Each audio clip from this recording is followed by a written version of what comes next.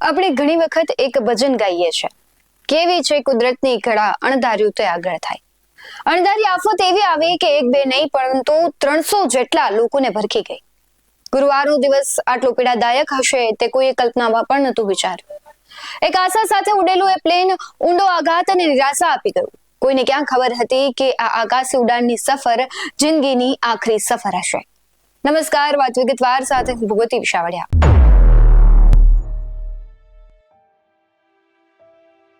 ગઈકાલે ખૂબ જ દુઃખદ સમાચાર સામે આવ્યા. અમદાવાદથી લંડન 242 જેટલા મુસાફરોને લઈને જતું એ પ્લેન આકસ્મિક રીતે ક્રેશ થયું અને એ દ્રશ્યો આંખ સમક્ષ આવ્યા ત્યારે હૈયું કંપી ગયું.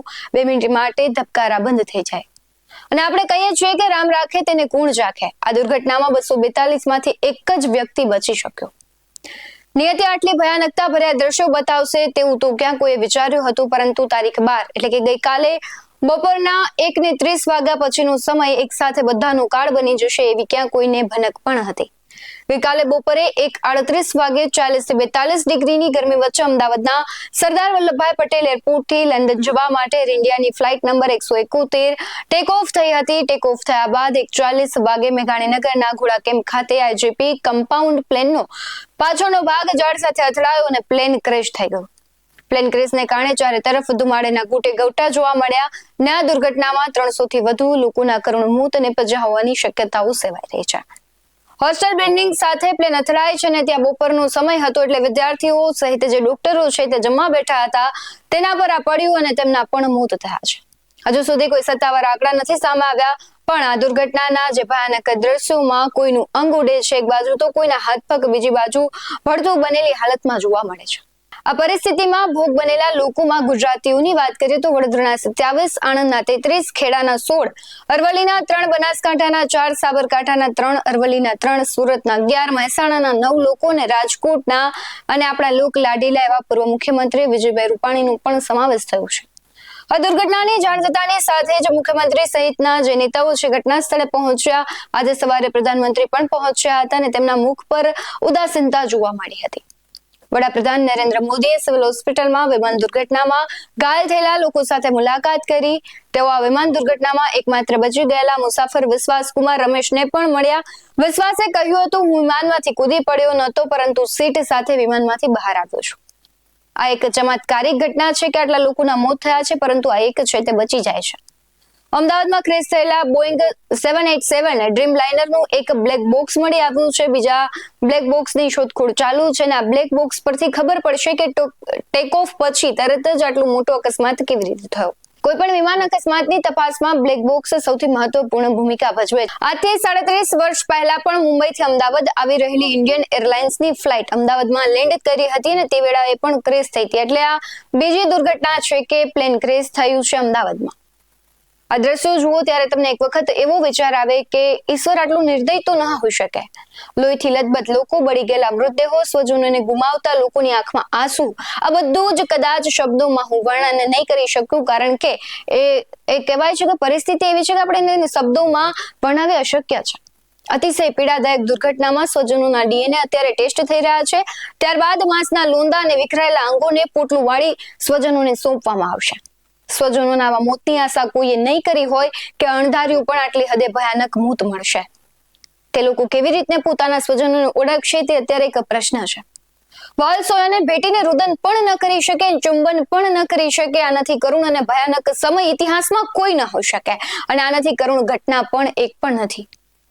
એક નજર કરુણ દ્રશ્યો અને પ્રતિક્રિયાઓ પર કરીએ.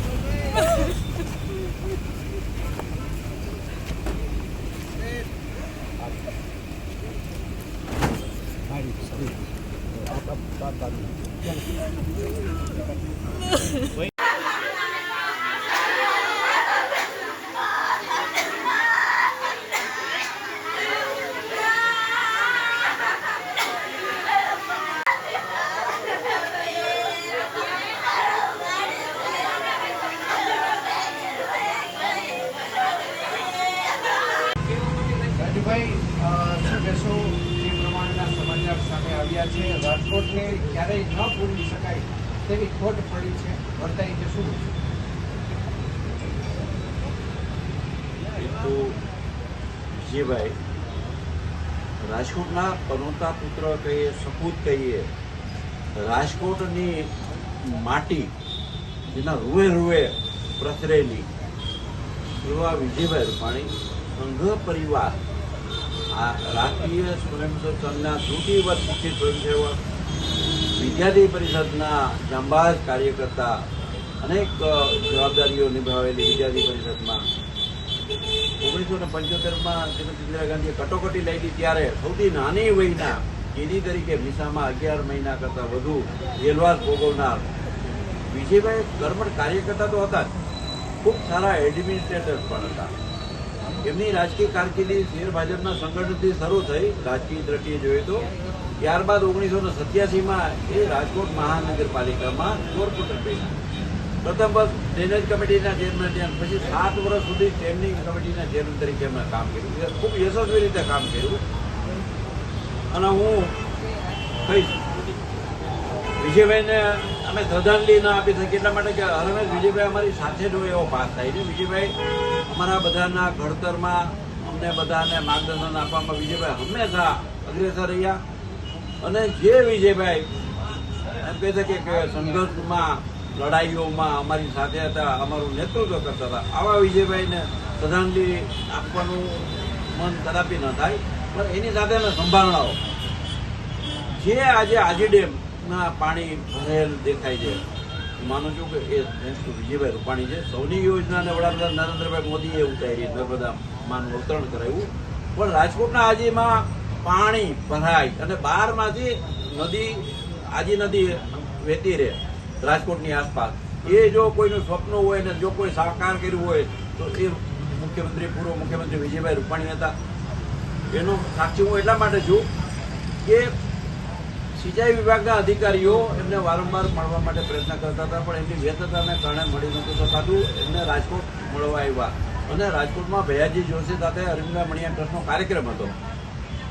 એ કાર્યક્રમમાં ભૈયાજી તો સંઘના બહુ વરિષ્ઠ પદાધિકારી, એક એમની અમે બધા આદર કરીએ, મર્યાદા રાખીએ. તો કાર્યક્રમ સમયસર શરૂ થઈ ગયો.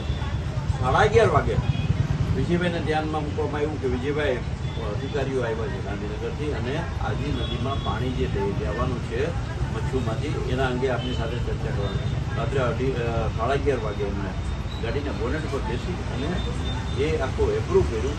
એ ઘટનાના ઘણા બધા મિત્રો સાક્ષી છે. વિજયભાઈ રાજકોટને માટે હું માનું છું કે જે પ્રદાન કર્યું છે એ ન ભૂતો ન ભવિષ્યથી છે. રાજકોટનો જે વિકાસ આપ જોવો છો ચારે બાજુ, રાજકોટના રસ્તા હોય, રાજકોટના બ્રિજ હોય, અટલ સરોવરની વાત હોય, દીનદયાલ પાર્ક, આજી ડેમની વાત હોય, એ માધાપર વર્ષે ઈશ્વરિયા ગાર્ડનની વાત હોય, વિજયભાઈ કેમ્પની વાત હોય, ઇન્ટરનેશનલ એરપોર્ટની વાત હોય, વિજયભાઈનું પ્રદાન તમને અવશ્ય દેખાય. એમણે જે રીતે પુનઃપૂર્વક વડાપ્રધાન નરેન્દ્રભાઈ મોદીને રજૂઆતો કરી અને જે રીતે રાજકોટને મહત્વાકાંક્ષી પ્રોજેક્ટો આપ્યા, આજે આપણે જનાના હોસ્પિટલને એક નવા આધુનિક સ્વરૂપમાં જોઈએ છીએ.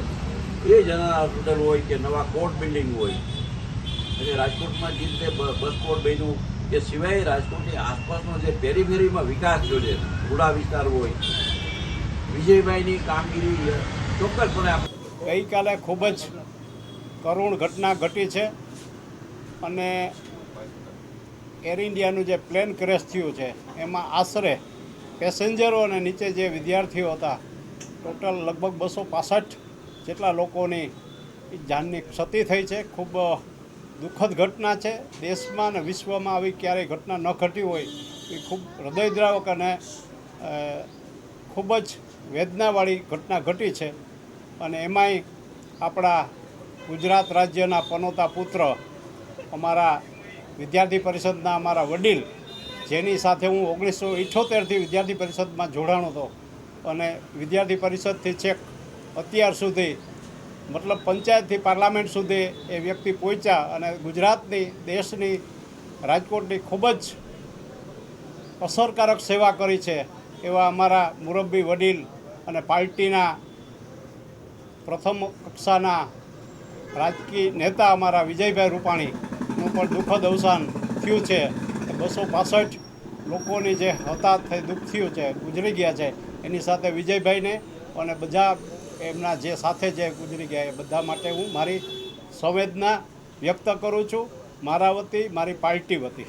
ખાસ તો એવી હાલત થઈ છે કે હું દિલ્હીમાં ગઈકાલે એક મિટિંગમાં હતો અગત્યની, ત્યારે મને લગભગ 1:45-50ની વચ્ચે ટાઈમ્સ ઓફ ઇન્ડિયાનો ફોન આવ્યો અને પૂર્તતા કરવા માગતા હતા કે ખરેખર શું બનાવ બન્યો છે. ત્યારે મને જાણવા મળ્યું, ખૂબ દુઃખ થયું છે. અને વિજયભાઈ વિદ્યાર્થી પરિષદથી છેક ગુજરાત રાજ્યના મુખ્યમંત્રી થયા ત્યાં સુધીની એમની જે જળહળતી કારકિર્દી, વિદ્યાર્થીઓની સેવા કરી, રાજકોટ નાગરિકની, ગુજરાતના છેવાડાના લોકો સુધી જ્યાં એનાથી શક્ય પહોંચાય ત્યાં સુધી પહોંચી અને ઘણી બધી સેવા કરી. ઉપરાંત પાર્ટી માટે પણ સંગઠનમાં રહી અને ખૂબ જ સારું કામ કર્યું. સંગઠનના માહેર હતા અને મને કદાચ યાદ છે કે પહેલી વખત વિજયભાઈ ધારાસભ્ય થયા, 8 ટર્મમાં વિજયભાઈ મિનિસ્ટર થયા, 8 ટર્મમાં વિજયભાઈ પ્રદેશના પ્રમુખ બન્યા અને મુખ્યમંત્રી પણ બન્યા. આ કદાચ વલે જ આવો દાખલો મળે એવા કર્મઠ કાર્ય કરતા હતા. ભગવાનને પ્રાર્થના કરીએ આવનાર આ જે એમના કુટુંબ ઉપર આવેલી દુઃખની ઘડી છે એ ભગવાન એમના પુત્ર પુત્રી અને અંજલિબેનને સહન કરવાની શક્તિ આપે, તથા રાજકોટના નાગરિકો તરફથી અને રાજકોટ ભાજપ કાર્યકર તરફથી હું મારી સંવેદના વ્યક્ત કરું છું. અને મને એવું થાય છે ભગવાનને કહેવાનું કે જેમ પહેલાં એક ભાઈ બચી ગયા એમ કદાચ વિજયભાઈ પણ જો બચી ગયા હોત તો ઈશ્વરને ત્યાં ખોટ ન પડે, તો અમને અહીંયા ખોટ પડી છે એ ખોટ પૂરી શકાય એવી નથી. ભગવાનને ફરીથી પ્રાર્થના, સૌના આત્માને શ્રદ્ધાંજલિ આપું છું અને સૌના આત્માને ભગવાન એમને સાંત્વના આપે, એના સગાવાલા કુટુંબી પરિવારને પણ સાંત્વના મળે એવી મારી હૃદયપૂર્વકની હું અપીલ કરું છું, પ્રાર્થના કરું છું ભગવાન પાસે. નમસ્તે. ભારત માતા કી જય. એનાથી સમગ્ર સમાજ, સમગ્ર દેશ વ્યથિત છે, દુઃખી છે. પરમ કૃપાળુ પરમાત્મા એ બધા જ આત્માને મોક્ષ પ્રદાન કરે. વિજયભાઈ માટે કહેવું હોય તો હું જનસંઘથી મેં કાર્યકરી શરૂ કરીને વિજયભાઈ એ વખતે એબીવીપીના કાર્યકર્તા તરીકે હતા. હું જ્યારે રાજકોટ શહેરનો પ્રમુખ બન્યો ત્યારે મારી સાથે મંત્રી પણ હતા. અનેક વર્ષો સુધી સંગઠનનું કામ એમની સાથે કરવાની મને તક મળી છે. કબીરે એક સુંદર વાક્ય કહ્યું છે કે જબ આયા તું જગ મેં જગ હશે તું રોય, કરણી એસી કર ચલે જબ તું હશે જગ રોય. માણસ પોતાની કારકિર્દીમાં જે કંઈ કરીને ગયા છે એ માણસ જ્યારે જન્મે છે ત્યારે લોકો હસતા હોય છે કે મારે ત્યાં દીકરો આવ્યો, મારે ત્યાં દીકરી આવી. માણસ જાય છે ત્યારે આવક અને જાવકની વચ્ચેના જે કાળાની અંદર જે કામ કરીને જાય છે એ સતત લોકોની ચિરંજીવી યાદમાં હોય છે. એમને જે કાર્યો કર્યા છે રાજકોટ માટે, સૌરાષ્ટ્ર માટે, ગુજરાત માટે એ અવિસ્મરણીય રહેશે. લોકો કાયમી એને યાદ કરશે. પણ વિજયભાઈની ખોટ ક્યારેય ન ભૂલાય એવી રાજકોટને ખોટ પડી છે. પરમ કૃપાળુ પરમાત્મા એમના આત્માને મોક્ષ પ્રદાન કરે એવી મારા વતી પ્રાર્થના કરું છું. વિજયભાઈ સાથે સંઘર્ષના અનેક કાર્યો કર્યા છે. સંઘર્ષમાં હંમેશા એ ચિમનભાઈ શુક્લની જેમ મોક્ષે આગળ હતા અને એમની સાથે કટોકટીના કાળથી માંડીને એના પછીના કાળની અંદર ભારતીય જનસંઘનું જે અસ્તિત્વ નહોતું એવા સમયે જે ઊભું કરવામાં જે ફાળો હતો એ આ બધા જ લોકોનો સિંહ ફાળો રહ્યો છે. અને આગળ રહીને કાયમી અમારી હરોળને બધાને એ મદદ કરતા રહ્યા છે. એવી અનેક સોલ્યુશનો એમની સાથે અમારા છે. જે ખુશખુશાલ ચહેરાઓ અને પ્રિયજનોને મળવાના આનંદ સાથે લંડન જવા નીકળ્યા હતા, તેમનું સ્મિત અને સપના એક પળમાં જ છિન્ન ભિન્ન થઈ ગયા. થોડી જ મિનિટોમાં મોતનું માતમ છવાઈ ગયો. હૈયાફાટ રુદન અને ભળતું બનેલા માનવ દેહોના ચીથરા જોઈને એક જ શબ્દ નીકળે કે ઈશ્વર, આવું મોત તો નહોતું જ જોઈતું. પૂર્વ મુખ્યમંત્રી વિજય રૂપાણીનું પણ મૃત્યુ આ ઘટનામાં થયું છે. તેમના પરિજનો અને સગા સંબંધીઓ શું કહી રહ્યા છે તેના પર નજર કરીએ. આ અણધારી આફતે માત્ર શરીરનું જ નહીં પરંતુ મોહમાયાનું પણ ત્યાગ કરાવી દીધો છે. જે લોકો પોતાના સપના, ધન સંપત્તિ અને ભવિષ્યની યોજનાઓ સાથે લંડન જવા નીકળ્યા હતા તેમનો બધો મોહ એક પળમાં જ છૂટી ગયો. જીવનની ક્ષણભંગુરતા અને અનિશ્ચિતતાનો આનાથી મોટો પુરાવો બીજો કોઈ ન હોઈ શકે. આ ઘટનાએ બતાવી દીધું કે માનવી ગમે તેટલી યોજનાઓ બનાવે પરંતુ અંતે તો કુદરતની મરજી જ સર્વોપરી છે. આ સમયે ભૌતિક વસ્તુઓ અને દુનિયાવી સંબંધોને મોહ તૂટી જાય છે અને માત્ર આત્માની શાંતિ જ સર્વોચ્ચ બની રહે છે. આ ઘટના આપણને જીવનની કડવી વાસ્તવિકતાનો અહેસાસ કરાવે છે કે પ્લેનમાં સવાર મુસાફરોમાં કદાચ કેટલાય એવા હશે જેમણે જીવનભર સત્તા અને સંપત્તિ પાછળ દોટ મૂકી હશે. કોઈ ઉચ્ચ પદ પર હશે તો કોઈ અપાર ધન સંપત્તિ ભેગી કરી હશે, પરંતુ એક જ પળમાં એક અણધારી આફતે બધું જ નિરર્થક બનાવી દીધું. આ દુર્ઘટના સ્પષ્ટપણે દર્શાવે છે કે જ્યારે મૃત્યુ આવે છે ત્યારે સત્તા, સંપત્તિ, મોભો હોય કે કોઈ પણ વસ્તુ કામ નથી લાગતી. બધું જ પડ્યું રહે છે અને માત્ર જીવ જ શરીર છોડીને આગળ વધી જાય છે.